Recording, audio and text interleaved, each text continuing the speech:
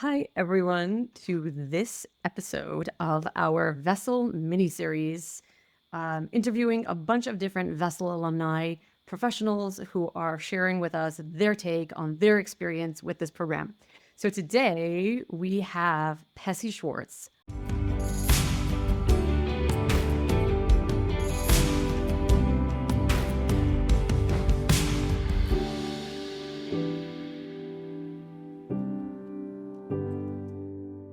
So today we have Pessy Schwartz of Reclaim Womanhood, who it has such a fascinating perspective on not just her experience with Vessel and what she learned, but with what she does and how they combine.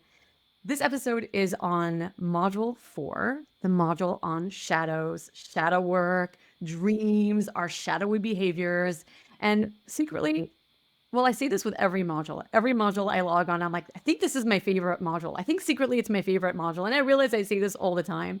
But the thing I say a lot about Module 4 is that I eat shadows for breakfast. Because when you truly understand shadow work, there's something so delicious and appealing and engaging and maybe even addictive about this kind of work. And when Pessy and I were discussing this miniseries, Pessy says, I'm doing shadows. And my response was, No other well, option. like there's nobody else. So Pessy, why don't you take it away? Tell us a little bit about yourself, where you come from, the work you do in the world, and how you slid into Vessel. Okay, so I think the one word to describe my work is menstruation. It's more broadly cycles, fertility awareness, menstrual cycle awareness, reclaiming our womanhood in general, the secrets of the feminine, and secrets of wholeness, really, because it's not just about the feminine, it's wholeness inside of ourselves. And it started a lot with menstruation itself, and it branched out from there because menstruation is the ultimate shadow work for women. So I'm going to stop you And right there because the minute you yeah, said restoration, I felt people listening be like, oh my God, what? and I What didn't is happening? really said Where is that. this going? I was not expecting that. Do I have to turn the dial down because maybe my kids are in the car? Like, where is this going? Yeah, part of my work is making people uncomfortable. I think we have that in common. It comes up a lot, yeah. I mean, we just had I'm in the middle of hosting or running an immersion called Secrets of Niddah, where we take the shadows of menstruation, the shadow work basically of our cycle, and how it reflects in our marriage and our personal life. And the emoji that I put for the WhatsApp group that we created for it was the blood emoji. And I got a comment like from someone, maybe you changed the emoji. It's not making me comfortable. I'm like, that's the beginning of your work here. Let's talk about it. Right. That is where shadow work begins, with the parts Yeah. of ourselves that we're not actually comfortable with. So one of the things that you do very, very well, and I know we've spoken about this before because this is not the first time I've interviewed you. I've actually interviewed you for my other course, Ignite. This is one of the things that we really believe in and we have in common, that we take a lot of these taboo subjects, a lot of these taboo words like menstruation, Niddah, the blood emoji, and we help people become reacquainted with these concepts from a much more grounded and broader perspective, a much more inclusive perspective about what this really means.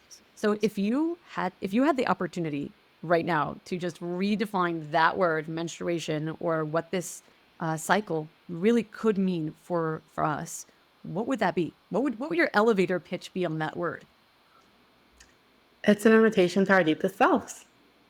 Why do you think that tends to make people so uncomfortable? Like, I know that people were cringing when they heard that word.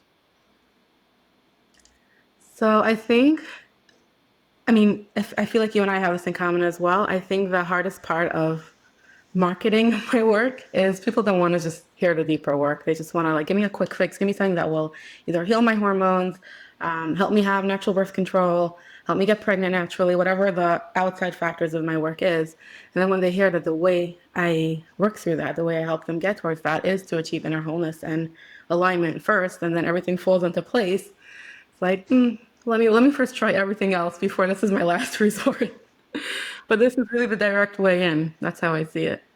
Yeah, just to give the people listening a little bit of background, I think we actually discussed this in the other episode that we did for Ignite, but I'm just going to review it here. I'll never forget that when you reached out to me wanting to go into this line of work. And I was pretty like, I don't want to say sharp, but I was very like focused with you when I responded. Like, please explain yourself. What is this line of work that you think you want to go in? Like, don't just say, I want to do what you do, right? That's the magic pill approach. And I remember the conversation that we ended up having where you really defined for yourself what it was you wanted to go into: fertility, menstruation, these kinds of things. And I laid out a map for you, and it was not an easy map. It was like a 4-year map. Yeah. I was so amazed and impressed that you actually did the 4-year map. And at this point, it's much further than 4 years, right? We're like 5 years in more. Yeah. And I was just thinking about this, like I used to have very, I guess, I don't know, I didn't really understand let's say, the world of business, or it was very like one dimensional for me. Like it's all about corporate men in suits. I'm like, that's the business world. And here, when I had this like passion that started becoming something, it really went on its own. Like I started out not knowing what the plan is. I just started sharing what I'm passionate about, and things like slowly started evolving. And then I had to make a decision one day, especially when I was ready to give up my job, of I want to do this full time. And it was a decision of I needed to put in the work and do the things to make this a container in of itself. Not that it's always like sustaining by me and my energy. It has to be its own entity, its own like Reclaim Womanhood Incorporate, like its own business. Like I remember the day that it became official. I remember texting you like it's a real entity. I love when and you're saying reclaim womanhood. And in order to reclaim womanhood, you actually had to claim also the masculine energy of Yes, running a business. yes, yes, it's a big one. It's a big one because I have to like move through, and like I keep finding my balance, and okay, now I'm too masculine, now I'm too feminine. Like there needs to be more structure here, there needs to be more flow, and like it's that constant dance between the two. Yeah, so going back to what I said before, that you actually like jumped right in and you did that 4-year So trajectory. that's what I was saying. It was not like I ever thought I want to have a business or I need to do like this is my work that I want to do. It was more like this passion came into my life, and like there was no other option. Like this, I mean, there was an option. I can either not step into my power or yes, step into my power, and either one came with discomfort. So I chose to step into it, and that was my part in it. Like that was my conscious choice. But the rest of it was just like going with the flow and letting Hashem lead the way, because there's no other way to explain this. But each step, each expansion is like scary again. I'm like, what am I doing? How did I even get into this? But this is my life. So, I really feel privileged. Like every time, like I get to hold a client in a process of, wow, look what's opening up for her, or look what, and this is also going into the continuing training that I'm doing now with you and Azamra, right? It's like taking it to a whole deeper level of space holding, even deeper, the presence. Like that's really what I'm seeing a lot of my work, even deeper now. We're just like holding that space for our clients. And then all of a sudden, like I just got a message from someone recently, like asking me if I had a certain experience, because that was her experience, and she felt so seen. And it wasn't something I ever experienced, but she felt so seen and held in her process that it was like the ultimate compliment that she thought I had that too. And it's not about that. It's about holding the process, holding the presence, holding the space. And I learned that so much from you and everything you teach and everything you embody. But like that was the ultimate feedback of, wow, this is the greatness. This is what we're doing here. So I remember being so amazed by you, like watching your growth, because in a certain way, there are certain things that we have in common, like in terms of our backgrounds and our passions and even our schooling. But one of the things that you taught me so beautifully was you did something very, very unique that I had not seen before. You took, Niddah, the Taharas Mishpacha, the halachas around it, the hashkafa around it, and you so beautifully interwove it with FAM, the Fertility Awareness Method. And I'm not even sure if you knew that you were going to do that when you first began this work. Because when we first started talking all the way back then, you were like, I want to go into like intimacy, sexuality. All of a sudden, No, no, it was just, no, it was the menstruation and the cycle, like just what it it was holds about the for cycle. women. Yeah. Which And it is was, self intimacy, yeah. kind of. Yeah. And I watched you evolve with this work. Um, and I know that there are other fertility awareness educators out there. It's becoming more and more popular as people And it's a today are good thing. more. We want people to have options around Yeah. it. And I know that people are looking into it more as they're kind of foregoing the hormonal aspects, the things that have become very widely accepted, and people are more invested in, wait, my body has wisdom. Let me see what it has to say. So fertility awareness is becoming this huge movement these days. It's always been around, but it's having its resurgence. But you've been doing something very different. You're not just teaching fertility awareness.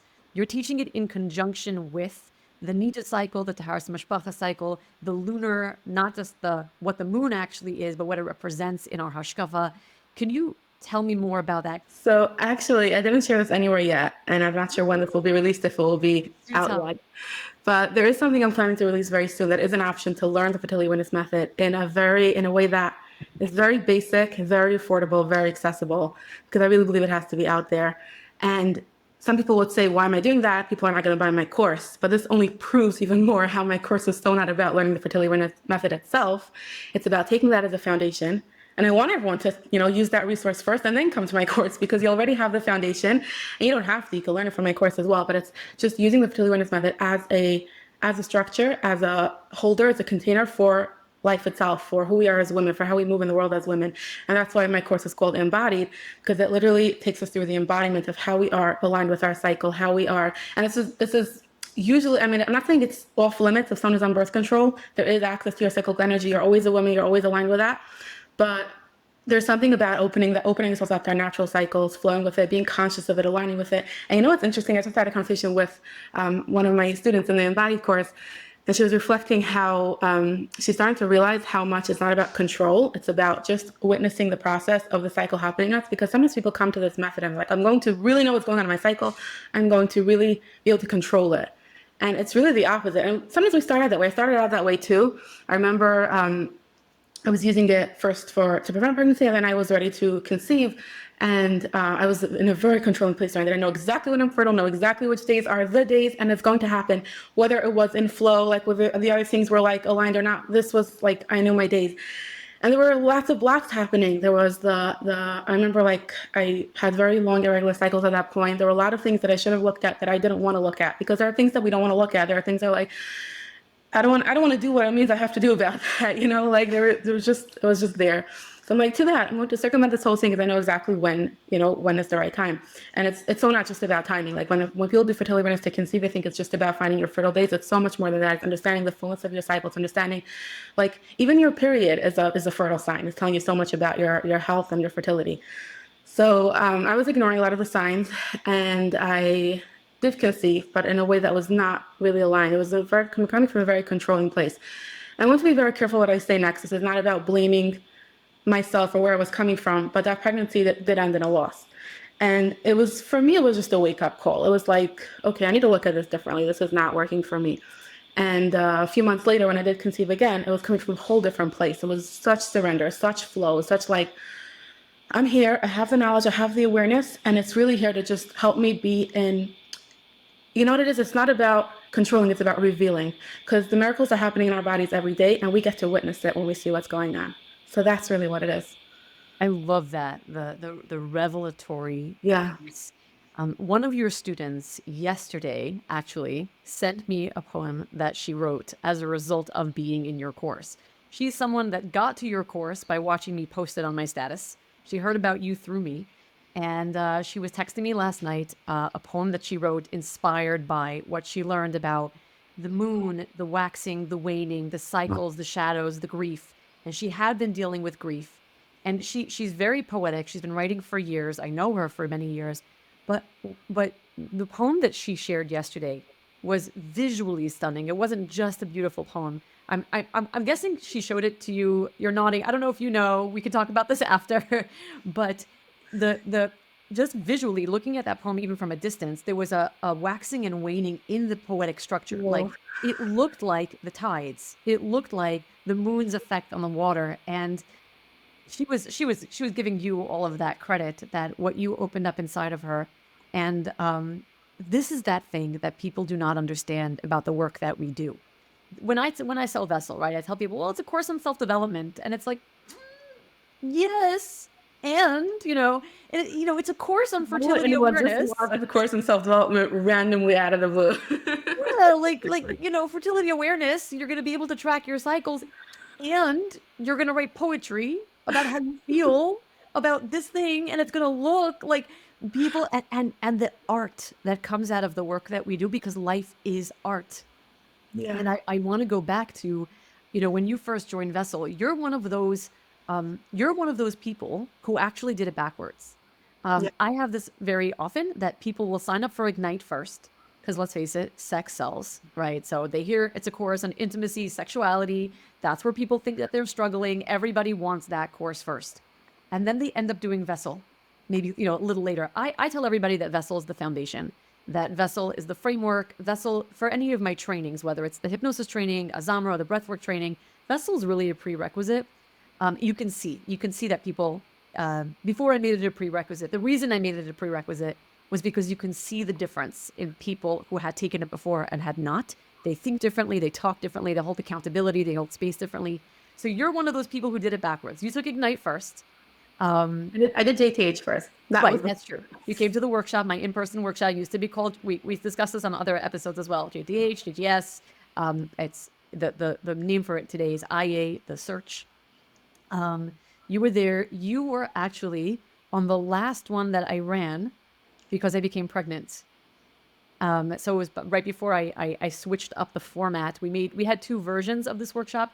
We had a little bit more of an intensive version. That was a weekend version. That was our advanced workshop. And then we had the more intro workshop. And I decided I would not be running advanced workshops while I was pregnant. And I had just found out I was pregnant right before your workshop.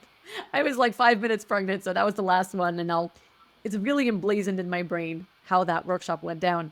But yeah, so you did the workshop, which is you started at that super level of high intensity. You did Ignite, and then it almost felt a little bit like, for me, anticlimactic. That like, oh, she's joining Vessel now, like almost like you went down in notches. And I'll never forget your feedback once you began. Do you want to share? So I felt like it's, first of all, just bringing everything together in a very embodied, wholesome, and a real way. Like things just settle. Like, okay, all this stuff is happening, all this movement is happening, and then it just needs to be held somewhere and contained somewhere. And I feel like vessel really is that. But I mean, the word itself, it is the container for the process. And I mean, there was like so many things landing in my life, but it didn't have where to land. And that helped me just, really embody it more, I guess, pun intended. Yeah, and going back to shadows, I remember when you released that module, I was so excited. I remember literally lighting up. I'm like, this is the module I'm waiting for, and this is it. And I don't even know. I mean, I do know why. Like, I got really lit up by that topic because I feel like I've worked through so much shadow work through my work, through around the cycle and everything that I do. But it just like made so much sense to me. Like I said, like things were just landing. Things were like things were being put into words, things were being put into practice, things were being put into experience. And yeah, I remember feeling like, wait, am I the only like quirky person who loves shadows? Who loves shadows? You eat shadows for breakfast. So. Right. And if I can, I will say it because you brought up the workshop. I will never forget your process. It was really the process of shadows. Yeah. So just for people who are listening, when we do these workshops, there are times where we do individual facilitations. Every participant comes up and has a time to be individually facilitated. And we don't repeat facilitations. Like it's always a different experience because it's very client-centered. And I'll never forget yours, Pessy, because it was all about like the shadows, the things we weren't willing to face. I remember how the room felt. It felt so heavy in the beginning.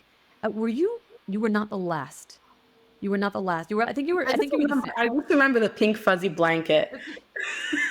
The pink fuzzy blanket. I remember where I was sitting and you were sitting on the floor. And I remember like this stuck point. I even remember apologizing to you at some point in the middle. I'm like, girl, it's going to get very, very rough. I need you to trust me. But like one by one, all of that shadowy stuff was coming to light. And Yeah. there tends to be so much shame when shadows come up, especially in the face of like who's watching, who's judging, who's observing. But that feeling at the end of that process was like the room could breathe again. We could all breathe again. And it was such a gift that you gave us. Like, I know it was your facilitation, but you gave us the gift of allowing yourself to be witnessed, allowing us to see what it means to honor our shame, honor our story without being attached to it, and who we can be on the other side. Like, I owe you a debt of gratitude for that.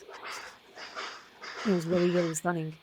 It's reminding me a lot of what's coming up in my work lately. So the idea of the cycle as holding two poles, two opposites, and the combination of that as a whole. Even the moon, right? There's the shadow side of the moon, and there's the bright side of the moon, and it's the fullness, it's the wholeness that we don't always get to see, but it's the completion of it. And we're getting close to Tisha B'Av with the time of recording this and this time of year. And this is specifically when I do the Secrets of Niddah immersion because it just highlights more how there's Yeah, no, sorry for people who are listening to this. They're going to listen to this after your way Secrets of Niddah is after. going to be done. They're Yeah. going to have to wait, or you're just going to have to join your wait list. It's worth waiting a year for. It's no, oh, you're saying secrets in it. Yeah, but I have stuff coming up. There's body coming up after you No, onto this. you keep going. Like you're always offering something new. It's amazing. It's so we're repeating the cycle every year.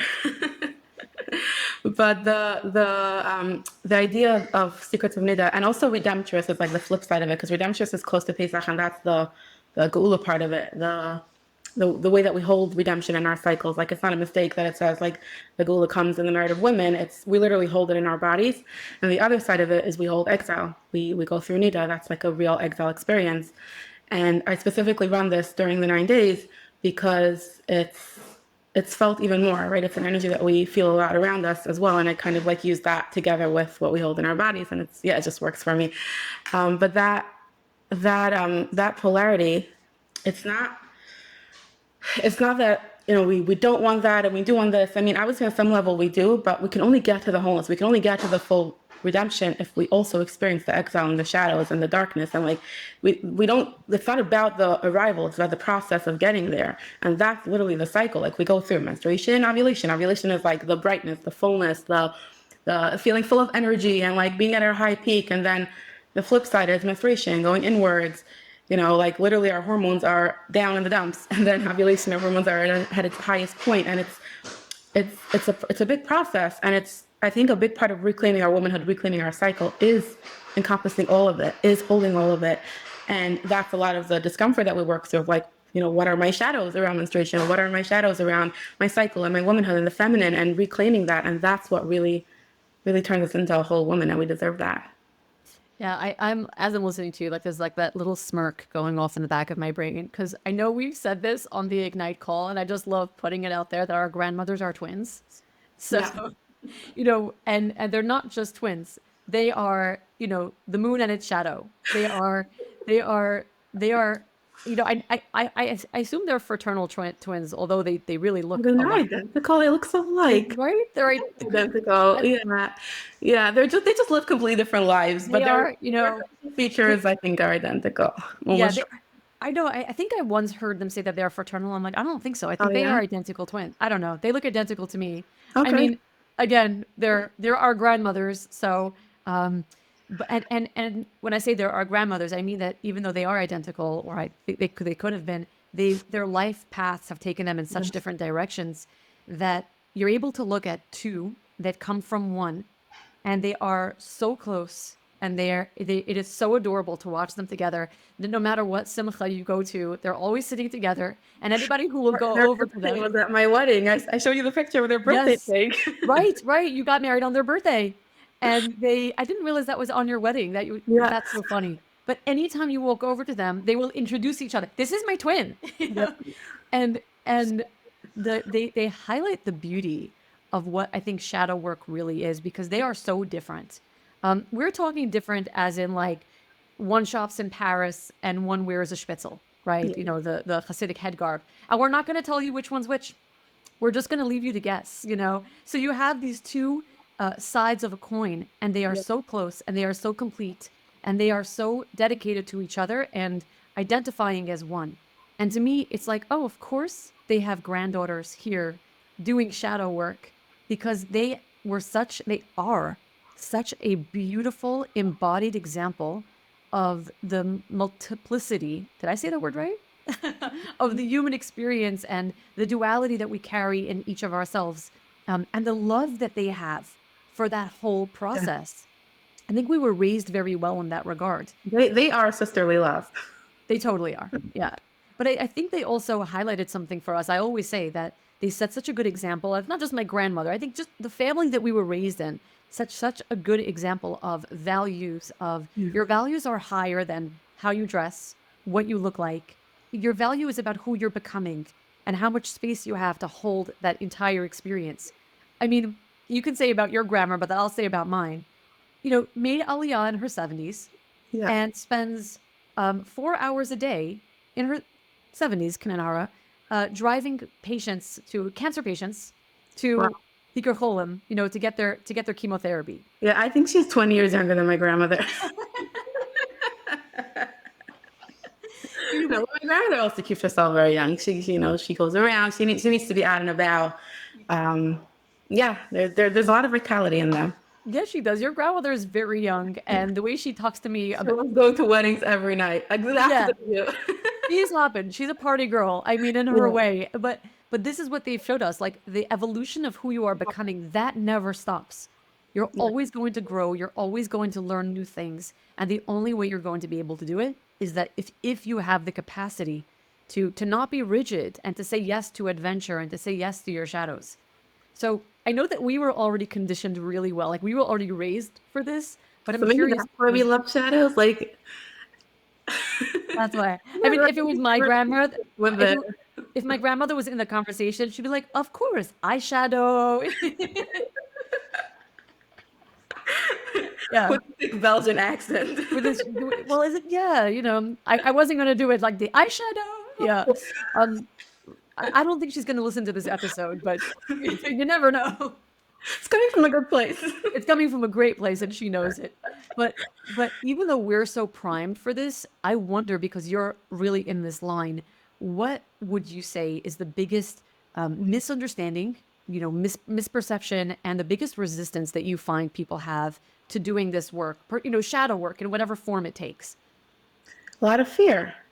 I mean, we don't know what's on the other side. The whole nature of shadow work is going to the unknown, going to the darkness, and it's very feminine. Feminine is all about mystery. Feminine is all about trusting and surrendering, and it's very scary. Like I could say from personal experience, also, it's very scary to go there. And sometimes, either there's either there's a choice of like being stuck or going to the unknown, and like I would rather choose to.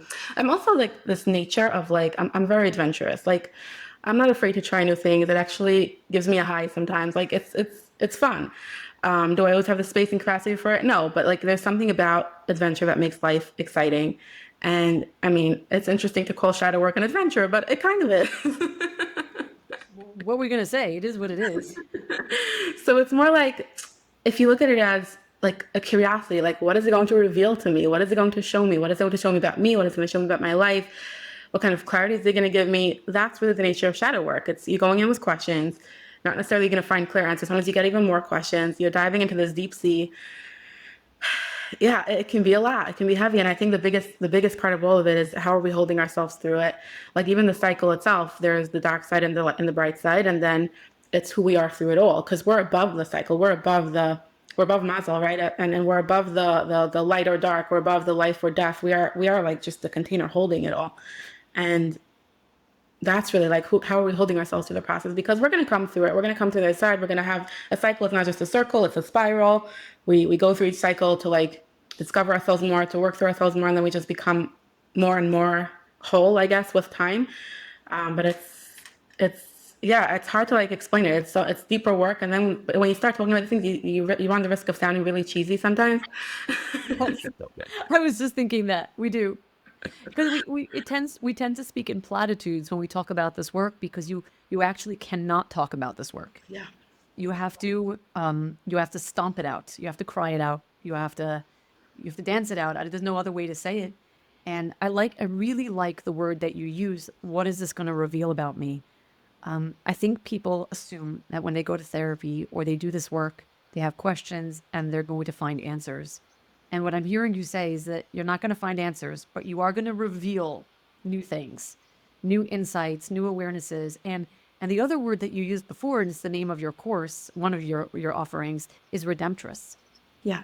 You get to reveal aspects of yourself. And I think that when it comes to shadow work, what people are really afraid of is, if I reveal something really negative about myself, what does that mean about me? And you so smoothly like just go into, what do you mean? It's not about that. It's about what you get to redeem as Yes. a result of what you Yes. reveal. Yes.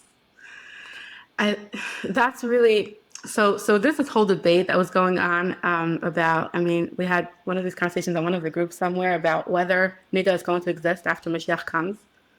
Yeah, when you And say one of the groups, just for reference, the people in my world, we tend to find each other so we again and circle, again we and circle again. around. Because it's not like, oh, Vessel, like I have to say this. Like one of the reasons I give Vessel free of charge, like once you're in, you pay once and then you come back free of charge every year. It's because I know that you're going to be taking a million other courses, whether with me or someone else. Like, it doesn't have to be with me. Like, you're going to keep spending the money. It doesn't have to be with me. You're going to be so turned on to learning once you get into this work. So Pessy and I, we're on like what, 5 chat groups at this point between, Taras Mashpacha classes that we're taking, Vessel, Ignite, Azamra Breathwork that we're in together. Like, our faces keep showing up in the same circles. But yeah, go on about that. Yeah, and I do the same thing with like now Secrets of Niddah also has the same that they come back every year. And I have to do it that way more because like you're saying, right? They start now. I feel like so many people are coming in for the first time. This is completely new for them. And then they'll come back next year. They'll have worked through these cycles for an entire year and be like, oh, I'm coming from a whole new place now. I'm ready to, hear it from a whole different perspective. So what we were saying, that Niddah not being, I mean, again, it's one opinion. Don't get too like flighty about it, but there is an opinion that Niddah won't exist after Mashiach comes. And what I was thinking about it is that it's the whole process of redeeming, of redemption, is that we're able to be with what looks like the darkness, redeem with it. Because I mean, to get really Kabbalistic here, negative is all about like the hidden sparks. Right, the light that's like tied in, I was thinking about sharing this also because when I had in my breathwork sessions with you like years ago, when I first started doing breathwork with you, I had these like such crazy experiences of literally revealing light and darkness. Like that was my work, that was my shadow work, that was coming up a lot. And there's one example that I always use in my classes of when you walk into a dark room and you're coming from the sunlight and it's like completely dark, you can't see anything, you're like, this is horrible, this is terrible, there's nothing here for me. And then you sit there for a minute, you let yourself be in it, in the discomfort, and you hold yourself in it, you start making out shapes. There's like, there is something there. There might even be beautiful things there, right? If you go down in a gold mine, it's dark, but there's literal gold there, right? So that's how I see it, that's how I see menstruation, that's how I see shadow work. It's you're letting yourself be in the darkness for a moment of discomfort. Once you can push through that discomfort, that's birth, right? Birth is pushing through discomfort, is moving through the pain, and then something beautiful is birthed from that. And literally that is life, that is everything.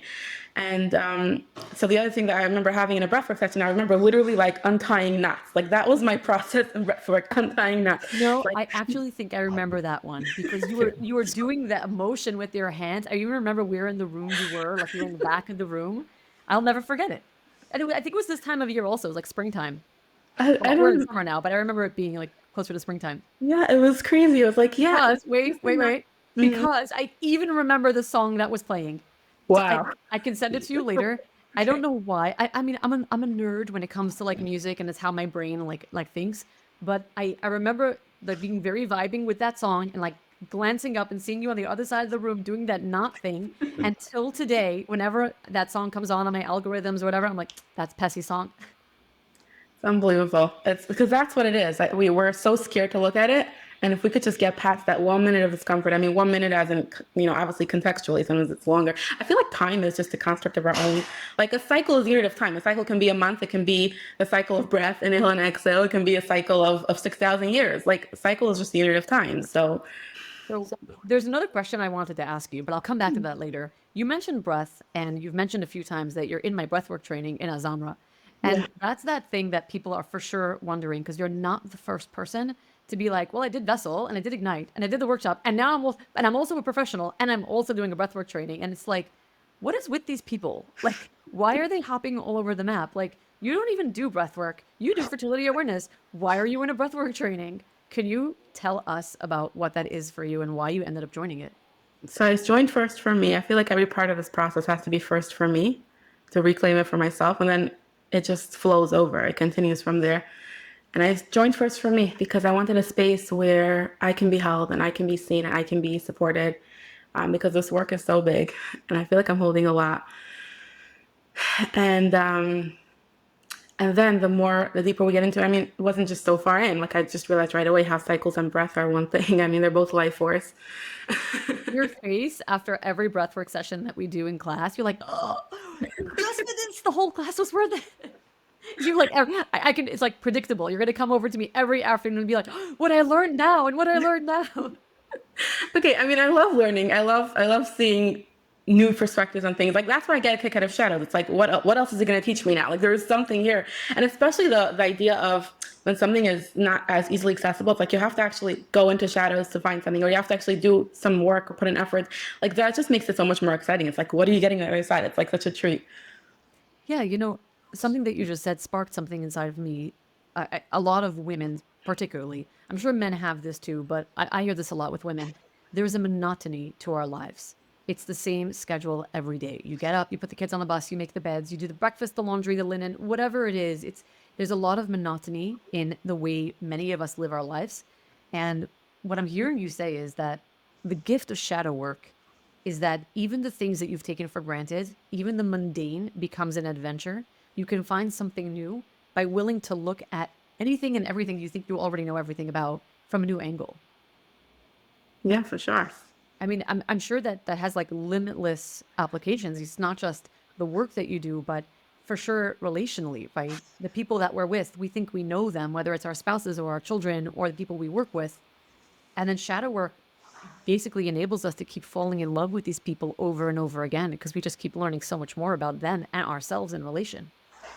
So what you were saying before about our grandmothers, how they were like splitting from one cell, so to speak, it's the same with masculine and feminine, right? We're so different. We come from the same root, but we're just reflecting different sides. And I think that's why, I mean, relationships are shadow work. And that's why I feel like I'm so passionate with what I teach about Niddah, because like it's not just about, I mean, I focus a lot on the woman and the woman cycle because I feel like it overflows from there. But people keep asking me, what about the men? How do they relate to Niddah? What's their process here?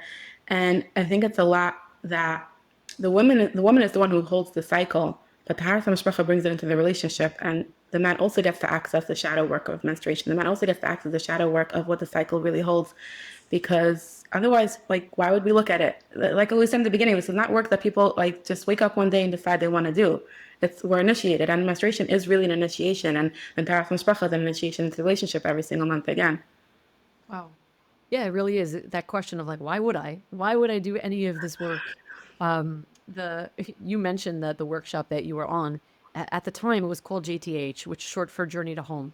Like I said, today it's called IA. When everything was rebranded and thought through with the perspective and the hashkafa that we wanted it to hold. But I had someone in my life that I was really invested in these workshops. I would have to travel a lot for them. They took a lot out of me. And somebody in my life used to call it Journey to Hell instead of Journey to Home, and we would joke about it. I don't Not think the it's person a who called it joke. Journey I to think Hell, it's shadow work. right? And I was like, to you, it's hell because when you hear about the work that I do, you cannot imagine why someone would want to wake up and choose this for themselves I need carrots and hummus. and eat carrots and hummus. Well, you've been noticing, yeah, that's kind of what I do on workshops. It's the only thing I eat. I just stuff my face with carrots and hummus, and I don't even like carrots and hummus. It's just something about the shadow. Maybe my shadow likes carrots and hummus. I don't know. I I don't just know why I remember that. It's a random fact. Yeah. And you cannot find carrots and hummus in my actual refrigerator. I don't eat this, only on workshops. It works on workshops. What can I say? But people don't realize that we don't wake up and decide to do shadow work. Shadows have been living inside of us all of this time. People who do shadow work, we've come to the conclusion that there is no other life. There is no other way to live life. If we really want what we You could live a sing, half life. It's just half your life. right? And Half your half this is your what people presence, tell half all your the being here. time. Right? Like we always start every session or everything that we do, we start with asking the person, give us your desire. And the desire is never get out of pain because that's not a desire. That's what you don't want, right? You don't Right. want pain. And the minute you have someone really establish for themselves the desire, I want to live a whole life, I want to use all of my gifts, well, then there's no other way to do that other than, yeah, going through the hell that is shadow work. That is the dark side of the moon. Yeah, it's coming up a lot now also, and because I'm in the immersion space now, is that was Chava's journey. She chose to go into the shadows because it was either that or staying in the bright light of what was supposedly perfect existence, but obviously there was some alignment missing there. Yeah, there was something there. Um, I'm going to go back to what you said before. It's totally off topic, on a tangent, but I need to bring it up because I'm kind of celebrating it for you. You mentioned that you also use the same uh, like framework that I do. That you let people come back free of charge once they're paid for your course. They're in free of charge, and we've discussed this before, like why I do it, how I found it works for me, and how I know that we're in agreement on this, but I'm going to ask it to you here. Do you ever regret this? Like, do you ever regret? Do you feel like it causes you a loss that you don't make people? Because I know other courses, they'll charge a nominal fee, whether it's 30% or 50% to join again. We But both give it away for free. I don't think I regretted it ever. I think sometimes I wonder if it would be different if it was like a much smaller space. Because I wonder if it's like growing because people are coming back and the new people together and it's just a bigger group. But I don't think so because I always offer opportunities where people can work more closely with me in a very small group. Like I have small group coaching with just 5 women, or there's the one-on-one aspect. So here's a space where women are growing together. This is a movement. This is really a movement. It's like we're here together. We're coming back again. We're here to support each other. And yes, it grows. And that's the nature of a course. That's what makes a course different than coaching. Because it's like, yeah, we're here to learn this together and do our own work and support each other. And then coaching is more targeted. Like, okay, if I'm just here with 5 women or just with one person alone, then we can be more targeted in your process. But yeah, so there might be some limitations to like that large group, but then there are other options if someone feels they need more, targeted support.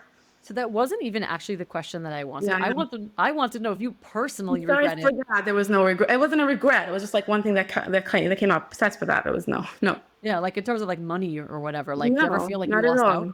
No, because you know what I was thinking? Like, if someone had the experience already, yeah, maybe it's so good they'll come back again. But honestly, I don't know how many people go back to the same course again. Like maybe a small number, but for that, I shouldn't let everyone come back and have an even deeper experience. It's a continuation of the process because this process is a lifetime process. It's not just a one-time thing and done.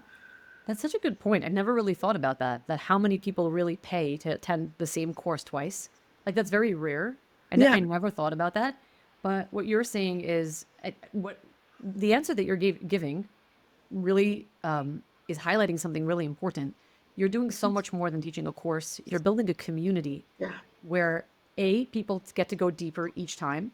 There's no pressure to finish it all on the first Yeah, that's round. a huge benefit because people are like, okay, I can get through what I need to get through. I don't feel pressure to like finish it all off now. I'll come back and go deeper next time. Like that's a big one. Yeah, and then the community aspect. I mean, I'm going to guess that particularly for this work, which is very shadowy, right? The menstrual cycle, Niddah, all of that, and the shadow work that we get to play with. Um, I know I've seen it with Vessel. Like the first time I did Vessel was much smaller, right? And then it grows and it grows and it grows. And yeah, there is something to be said like, oh, is the Vessel WhatsApp group too large? Like, should next year we be opening just a newbie chat group? Like there's a large group and then there's like the smaller one just for the newbies who are doing this for the first time. There's always going to be adaptations that we may have to consider, Yeah. but there's something to be said about watching this group grow in community, the support, the love, the validation of like, you're not crazy. This is the work we get to do. It's hard to eat shadows for breakfast when you're doing this by yourself, Exactly. right? When you're doing it in a community, it's like we sell it. You're not just having shadows for breakfast, you're having it for dessert. It's the same idea of being held through it. Like, okay, we're going through it anyway. How are we being held through it? How are we being supported through it? Yeah, and I think this was also something that if you know this more than probably other people do, that in the times of the Beis Hamikdash, the way we practice Hilchos was very different. Yeah. It was not secret; it was sacred, and women were together in this. Rosh Chodesh was really a celebration for the women. And what Yeah. people listening may not know, especially if they haven't taken Ignite, was that most of the population, and we're talking most, right? They all menstruated at the same time. They all menstruated on Rosh Chodesh.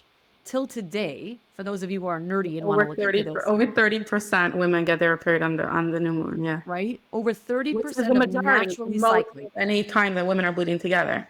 Yep. So today we're all corrupt because a lot of Yeah. us are on hormones and there are hormones in the food that we eat and there's a lot of light pollution.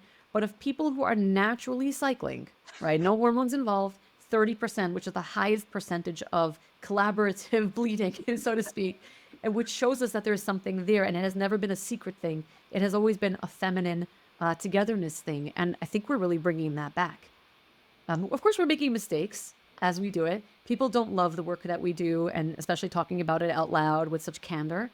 But I'm really proud of the work that we get to do, specifically in this regard. Yeah, I remember questioning a lot if like it's the right thing to bring this so public. And I mean, I asked, of course, my Rabbanan and got my support. But the answer that kept coming through is like if someone is looking for answers, there are stuff out there that may be questionable or from, certain ashkafas that maybe are not aligned. Why shouldn't they find this knowledge and this wisdom and this information? Why shouldn't this be accessible for I people remember looking? getting the exact same response from my Rav. Because this work, especially our training, we went to some pretty funky places to get our training, to do our 10,000 training hours. And I remember having severe reservations about where I'm going, what I'm learning, who I'm interacting with, how it's affecting me spiritually, mentally, emotionally. And I was repeatedly given the same answer by different rabbanim that I asked. You stay conscious, whatever you learn it through a filter, maintain good rabbanim, good mentors, good friends, good people to keep you accountable. But yes, bring this information back into the community because we need it. And that's why I always come back to I want to learn the truth from Torah sources. Like as much as there might be knowledge out there, truth is always found in Torah. So if I believe that and I believe something resonates as truth, I'm not going to stop until I find it in a Torah source. Yeah, that was also a very big thing for me. You know that last year I re-recorded all of the vessel content. That's something like perfectionists like us, we can't help ourselves. Like we want to produce, but we also want to reproduce what we did. We're like, oh, Like we're supposed to have it recorded once and just make our lives easier, but then it would be amazing. Like that was my vision when I first began. yeah. Like, right, like let's record these modules and have them sit in like a container online, and it's going to give me residual income. And there's something about the way we give. It is like, no, we're Because it growing. keeps moving. This knowledge keeps moving with us. Yeah, so I redid all of the content last year, and I was very dedicated to threading it through with the information of the Parshios, right? Because it runs from Sukkot to Hanukkah, so it's essentially Sefer Bereshis. And there's so much wisdom in watching our ancestors, our Imahos, our Avos, the Shvatim, go through all of this shadowy work that they had to do on themselves in order to become our ancestors, like our forefathers and foremothers. Foremothers? They're Yeah, I foremothers. use that word all the time. Sure. Yeah, I think they're our about the foremothers foremothers more than the forefathers in my work. because there are four of them. So yeah. The foremothers. Four mothers. Yeah. Yeah, it was very important to be like, I was born into a Torah lineage, right? So this is my truth. This is where I come from. This is my destiny. And being able to come back to my origins, my roots with this was really, really important. But what also is really important, I'm going to keep coming back to this because, and I'm sorry if I'm like embarrassing you a little bit in public here.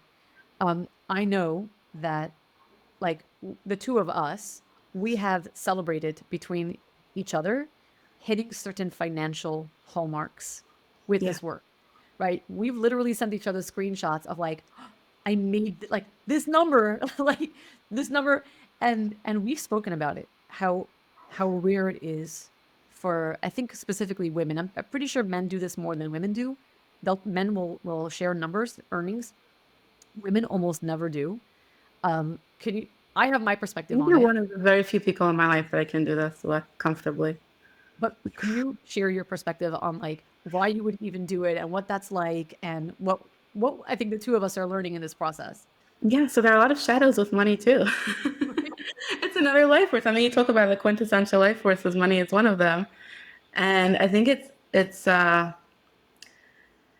almost like it has this like these stories around it. Like if you're here for the money or you're just um like why are you so busy with the money? And the truth is I'm not. Like happens to be I would do this work for free. I can't because my energy would be drained to the fullest. And I'm already seeing like by the way like I'm at a point right now where I see my energy being so drained and it's like okay, you got to do something about pricing. And I'm like, that is so scary. I don't want to go there. It's, you know, Oh, it so you're doesn't, still dealing with shadows? yeah, Oh. didn't you say it was lifelong?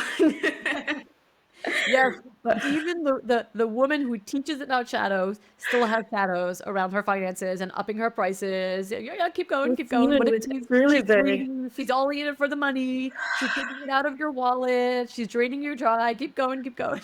And you know what? I feel so validated when if someone tells me, you know, let's say maybe they're not in a financial place for one of my services, they'll tell me, you know, it's not about your value, why you're offering. It's me. I can't do this right now. So that's so respectful versus, you know, why are you charging so much and who do you think you are? Or like, why is this worth? And you know what? If someone who does my work does not question why it's worth what they paid for it, like especially if they know they're in, they see what it offers.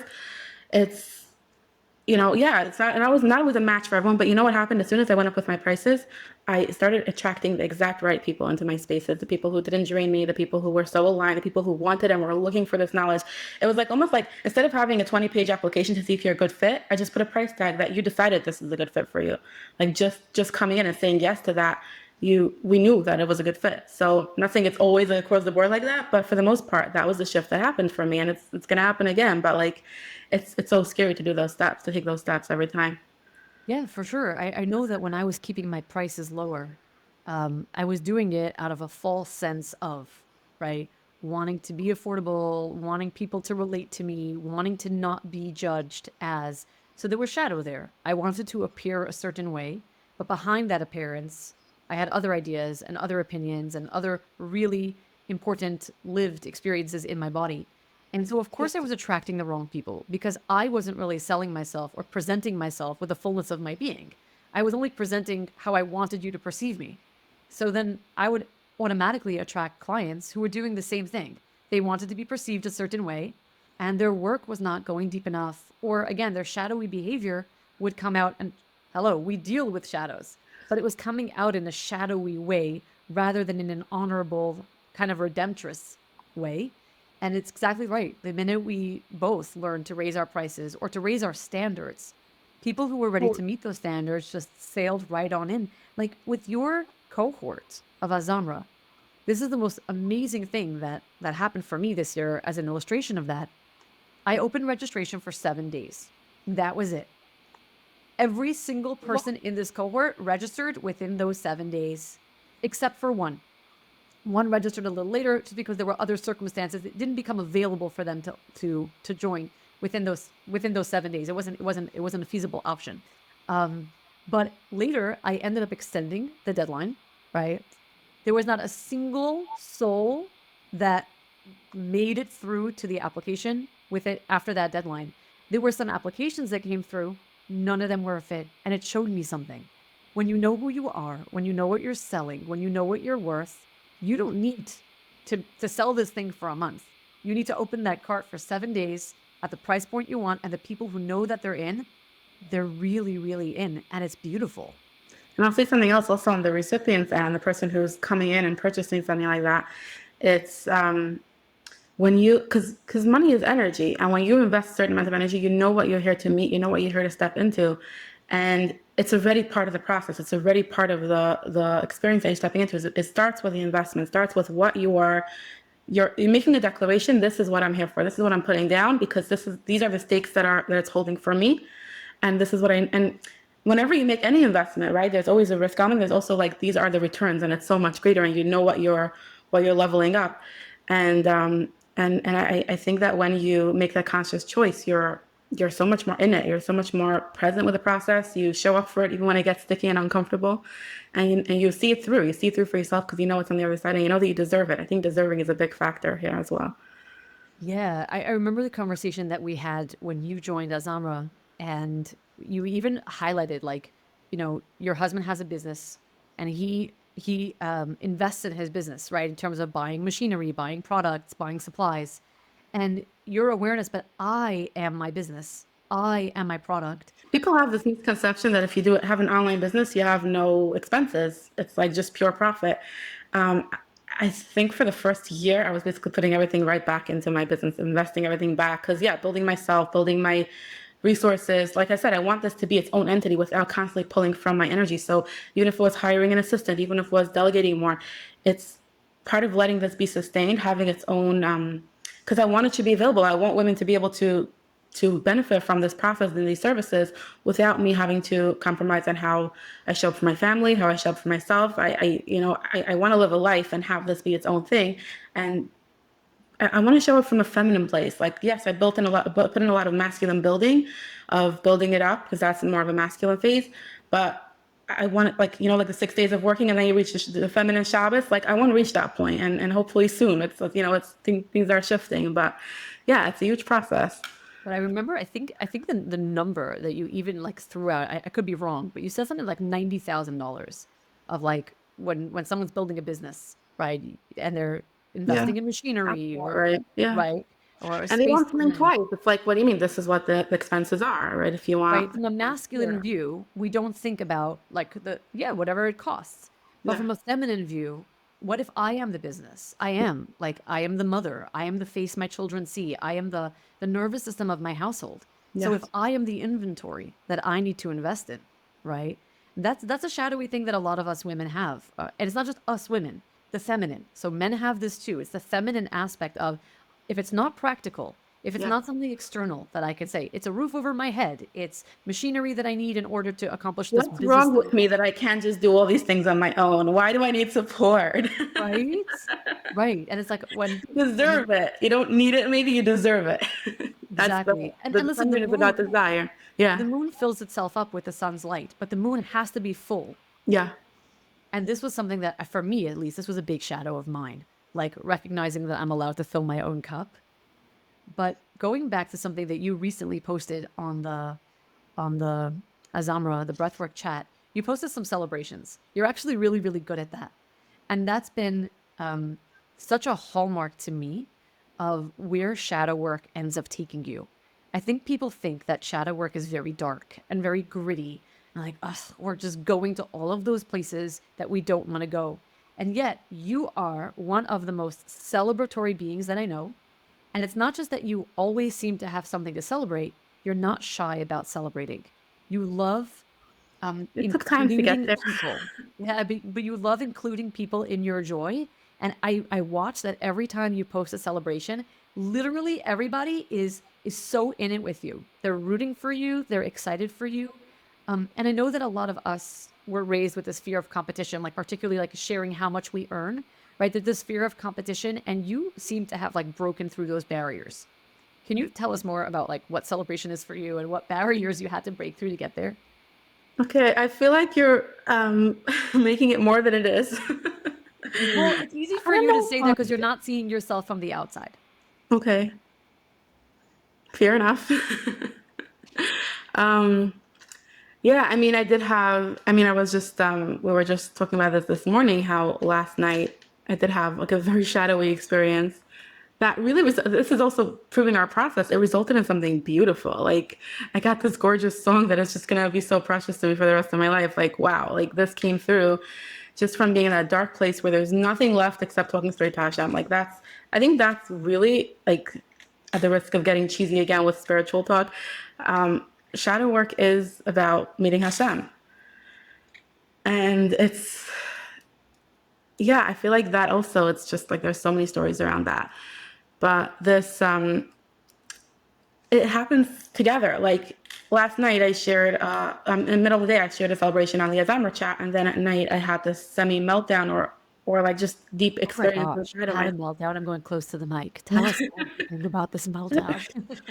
Well, it depends what you define as a meltdown. I mean, the song that came out of it is called Melt Me Into You. Like that was me, my prayer to Hashem. Like I want to just melt into your presence and just be and just yeah. I feel like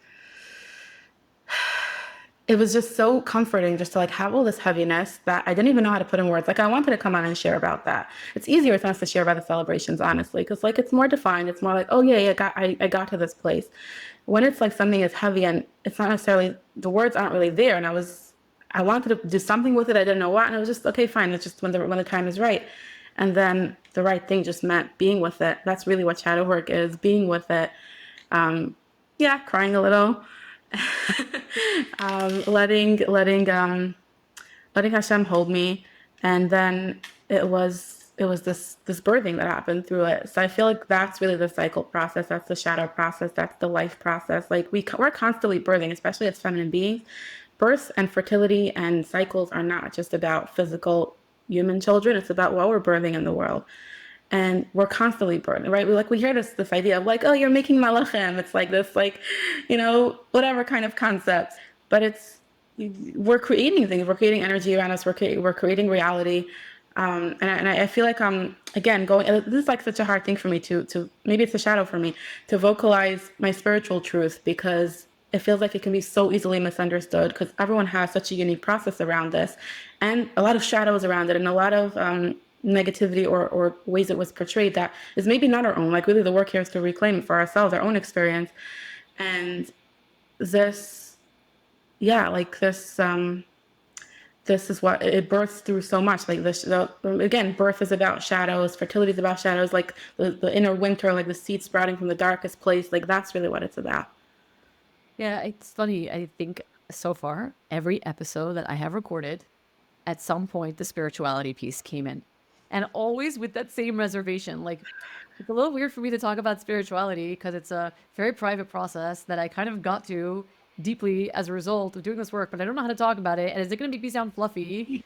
But can you tell us more? Because I think it's really important. Like our hour is kind of, we're at the hour mark, but I feel like if people are listening to this point, I really want to drive this point home. Why spirituality is so intertwined with this work.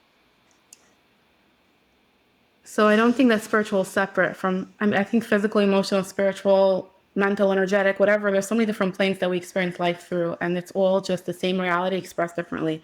So this is why, like my deeper fertility work, my deeper cycle work, and hormone healing work takes us down to the spiritual roots. Because I learned, I shared this recently, how in our training, we learned about, okay, so if you have a hormone imbalance, it's really not the root, what's underneath. Maybe it's the thyroid, maybe it's adrenals, maybe it's the gut health. There's so many things that are underneath it, underneath it, underneath it. I'm like, yeah, but what's underneath that? Like, where does it end? There's always something under, under, under. And then really the bottom of it all, it's like, are we aligned with our most whole self? Are we really living our spiritual reality in this physical world? Like,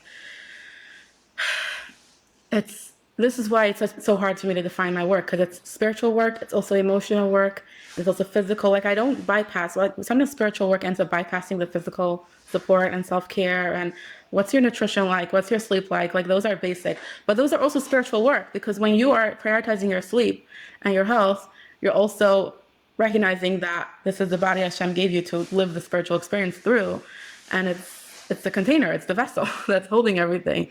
So I don't believe in like putting anything to the side. It's the full process.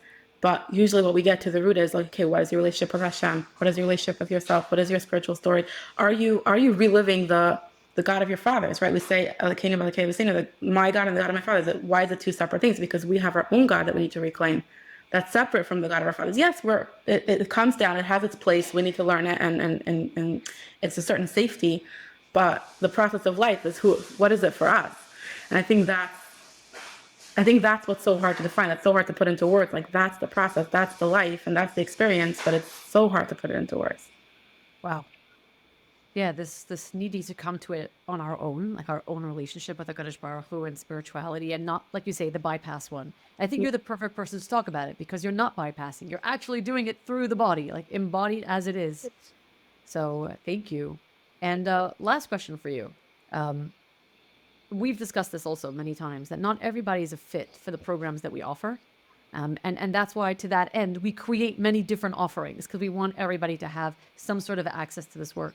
But if you could highlight the kind of person that should be taking Vessel or that should be taking your course, and I know your courses are for women, but we're not talking about women versus men. We're talking about the kind of person that needs to be taking this kind of work. Who would you say it is?